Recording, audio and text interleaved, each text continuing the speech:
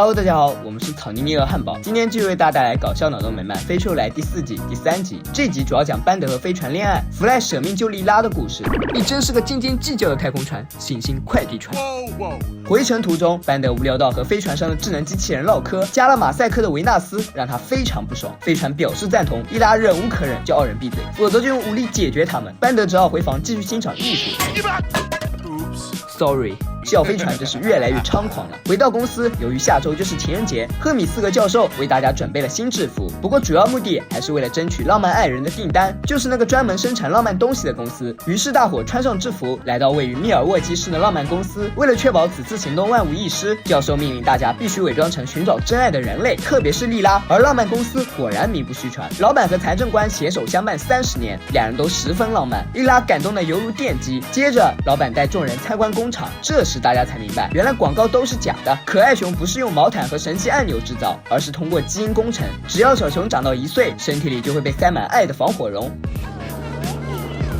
不仅如此，浪漫实验室的电缆更厉害，只需要3言2语就能让高冷女生主动投怀送抱。紧接着，一行人又来到工厂中心，财政官家族从19世纪就开始生产这种糖果，所以它们的味道可能改变，但配方不会改变，依然是骨粉和偷听蜜。而每个糖果上都写有不同的情话。弗赖趁机向莉拉表白，然后钻进糖果罐，希望找到一颗能准确表达他对莉拉感觉的糖果。突然枪声四起，因为教授帮忙抓住小熊，所以他如愿获得浪漫爱人的订单。这下教授终于有钱去升级政府要求的部件，装暗物质的盒子再也不用用胶带补，狮子也不用关在飞船里。此等好事，班德本想来点音乐造造，结果飞船机器人又乱改广播频道，气得他撸起袖子就要揍他。好在教授及时把声音调成女生，战场瞬间变成土味情话现场。天啊，看看我都说了些什么。另一边，弗赖还没有死心，他打算在投递糖果之前把写着对莉拉心意的糖果找出来。莉拉却说对甜言蜜语没有兴趣，只对男人本身感兴趣。两人继续磨磨蹭蹭，飞船继续和班德风花雪月，然后因此搞乱飞行轨迹。莉拉来到引擎室查看，指责2人不要脸。班德却表示要想工作就必须给我一个400吨重的女朋友。因此，莉拉只好妥协，机船约会就此开始。可是很快，班德便喜新厌旧，莉拉劝他分手，他说时机还不成熟，先找几个备胎再说。对于备胎，他也照样没有付出真心。这一幕刚好被飞船看见，但他却装作不知道，然后来到机器人公寓，假装向弗赖打探班德的行踪。弗赖当然不会坑自家兄弟，他骗他说班德去父母家里了，还说班德非常老实专一。第2天，飞船终于能和班德约会，他兴奋不已，班德却无精打采，还当着他的面看别的女人，这让飞船无比生气。他质问班德昨晚为何会和2个女人一起吃饭。班德回答，事情不是你想的那样，她们其实就是我的会计。好吧，希望如此。飞船相信了班德的鬼话，只因他太爱她，可班德仍然不知悔改。你在和谁说话？没人，宝贝。刘雨霖是班德的唯一，我爱你。又一次任务途中，莉拉察觉到飞船有心事儿，其实就是班德的事。飞船问他班德是否会向他求婚，莉拉表示不会，因为班德根本没有他想象中的好。飞船却以为莉拉是在嫉妒他，骂他是一坨小烂肉。终于来到8号星球，国王正在看地球上最傻的电视剧。快递小队将糖果送进城堡，并告诉国王，这21颗糖果代表着地球人对他们的爱。国王才不会相信这种鬼话，因为难吃的糖果和迷惑的情话，他最终朝快递小队开火，3人匆忙逃跑。飞船努力避开炮火，班德却偏偏在这个时候向他提出分手。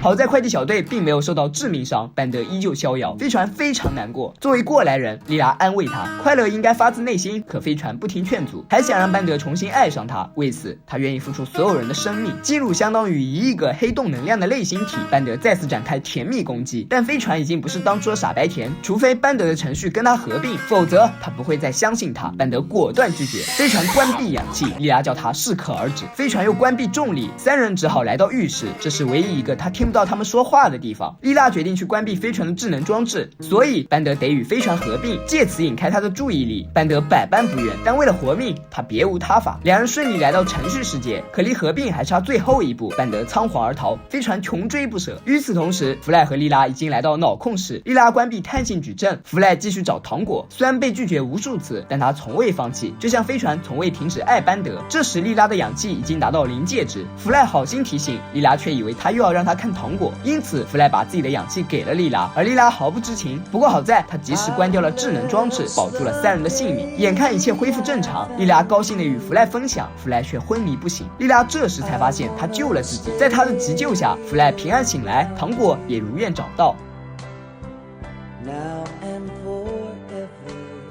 至于班德，则还是没能逃过飞船的魔爪。接下来，他们处理了散落一地的糖果，新型糖果全部倾泻在类星体中，蒸发成了神秘爱情射线，然后穿越宇宙，摧毁了无数颗星球。但有一颗星球没有被摧毁，还处在唯一能看到射线的位置，它就是地球。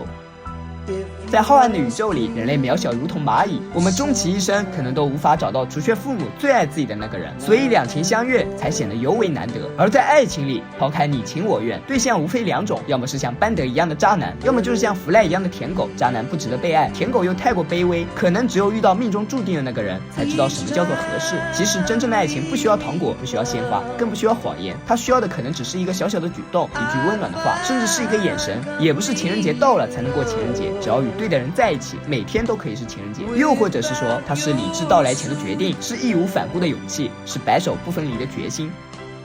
本期视频就到这里了，喜欢的朋友别忘点赞、评论、加关注，咱们下次再见，拜拜。